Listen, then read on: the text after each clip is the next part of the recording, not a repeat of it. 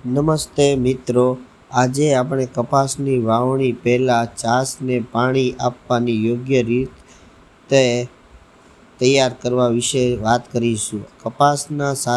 કપાસને સારો ઉગાડવા માટે વાવણી પહેલાં ચાસમાં યોગ્ય ભેજ હોવો ખૂબ જરૂરી છે. આપણે પાણી આપતી વખતે ધ્યાનમાં રાખવું કે ચાસમાં પૂરતો ભેજ રહે પરંતુ પાણી ભરાઈ ન રહે. જમીનને પહેલાં સારી રીતે ખેડી ભૂરભૂરી બનાવી ત્યારબાદ ચાસ પાડી હળવું પિયત આપવું. જમીનમાં ભેજ હોય ત્યારે કપાસના બીજ ઝડપથી અંકુરિત થાય છે અને ઉગાડવો એકસરખો મળે છે. વાવણી પહેલાં ખેતરની સમલતા, લેવલ, નિકાલ વ્યવસ્થા અને જમીનના ભેજની તપાસ ખૂબ જરૂરી હોય છે. યોગ્ય તૈયારીથી આપણને આ પાક મજબૂત બને છે અને ઉત્પાદન વધારે મળે છે.